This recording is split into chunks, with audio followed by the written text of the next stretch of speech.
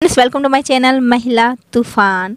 मेरी जितनी भी माताएं हैं, सखियां हैं, सहेलियां हैं, उन सभी को माँ दुर्गा के व्रत नवरात्रि की ढेर सारी शुभकामनाएं। आप सभी को माँ दुर्गा का आशीर्वाद मिले, पुण्य प्रताप मिले और आपके जीवन में खुशियां आए और आपके मन में हमेशा भक्ति भावना बनी रहे। इसी भाव के साथ मैं आज की वीडियो शुरू करती हूँ। आज का मेरा टॉपिक है, आज हम बात करेंगे कि नवरात्रि में कन्या पूजन में हमें किन बातों का ध्यान रखना चाहिए।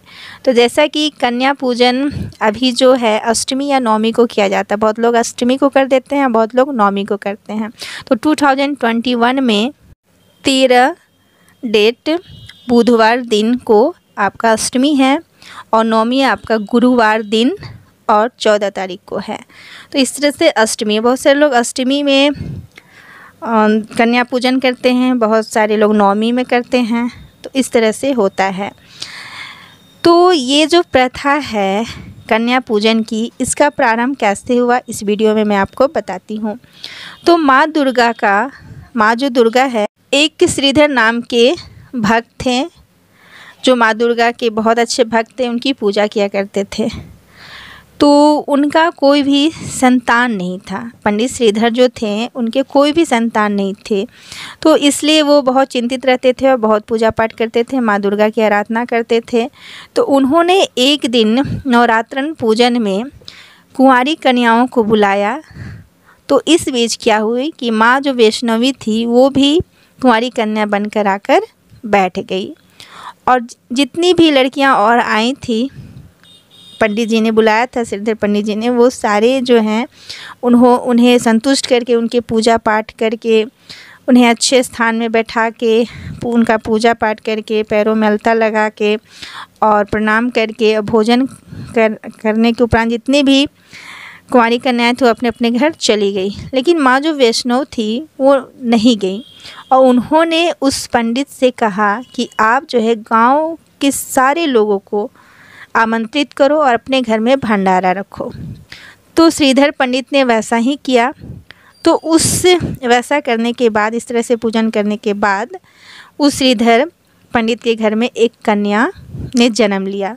तो इस तरह से उनका जीवन जो है वो निसंतान जो थे उनका ये दुख दूर हो गया। तो उसी समय से जितने भी लोग हैं हिंदू धर्म में, हम लोग मानते हैं, पूजा पाठ करते हैं, तो ये मान्यता है कि सभी लोग जो है वो नवरात्रि में कन्या पूजन रखने लगे और करने लगे। तो इस तरह से कन्या पूजन का सभी लोग लाभ पुण्य उठाने लगे। अब हम इस व्रत में किस चीज़ का ध्यान रखना है, कैसे पूजा करना है, तो चलिए आज हम इस चीज़ पे भी बात करते हैं। कि आपको मैंने बताई कि 13 अक्टूबर को अष्टमी है और 14 अक्टूबर को नवमी है। 13 अक्टूबर को बुधवार है, 14 अक्टूबर को गुरुवार है। तो इसमें क्या है कि 9 कन्याओं को बुलाया जाता है और उसमें एक बालक को भी बुलाया जाता है और बालक को भी वैसे ही आदर स्थान दिया जाता है।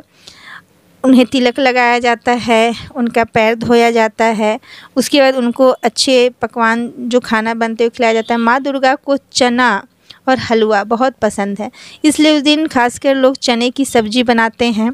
सब्ज़ी बनाने में चना का उपयोग कर लेते हैं।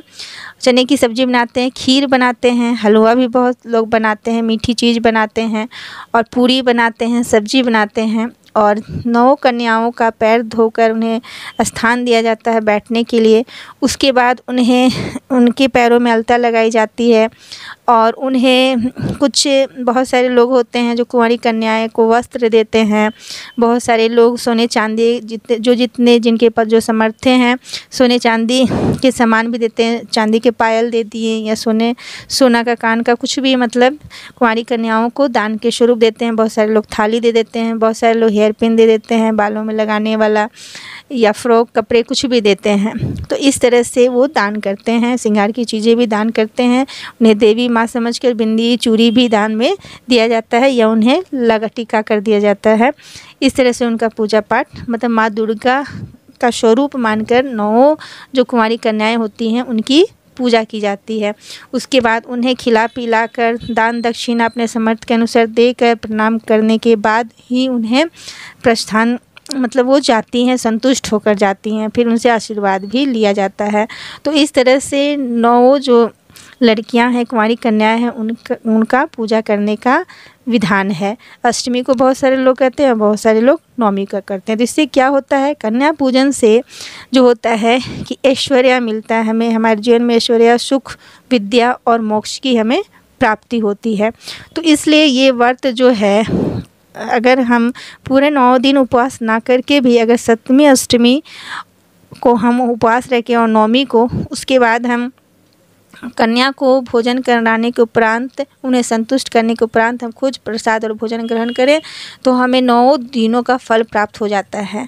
तो इसलिए जिनको जो नहीं कर सकते हैं 9 दिन उपवास, वो चाहे तो सप्तमी अष्टमी और नवमी को मतलब उपवास करके और नवमी के दिन 9 कन्याओं को खिला पिला कर उन्हें संतुष्ट करके उनका विधि, उन्हें दुर्गा माँ का रूप समझते हुए उन्हें पहले उनका पैर धोएं, पैर धोने के बाद उन्हें आप आसन दें, बैठने के लिए साफ सुथरे स्वच्छासन दें, कुमकुम तिलक करें, उसके बाद उन पे अक्षत फूल भी चढ़ाएं और उनकी पूजा करें। और उसके बाद उन्हें खाने के लिए, माँ देवी को चना बहुत पसंद है, चना, हलवा, पूरी खिलाएं, दान दक्षिणा दे संतुष्ट करके उन्हें।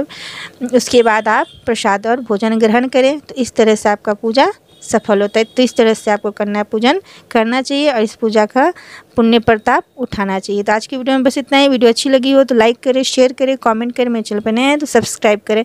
Thanks for watching my video. जय हिंद, जय भारत।